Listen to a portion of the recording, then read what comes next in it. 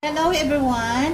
For today's video ay gagawa tayo ng waffle. Ay, nakagawa na ng waffle, bongga.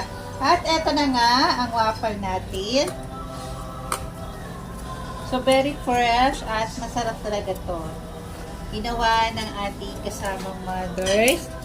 So, for today ay maglalagay na tayo ng waffle. Waffle. Yan. Tingnan nyo ang gagawin natin ha. Ito ay waffle.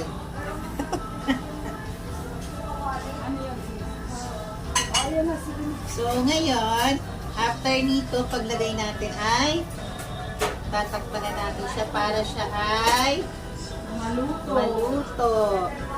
Yan ang ating waffle. O, diba?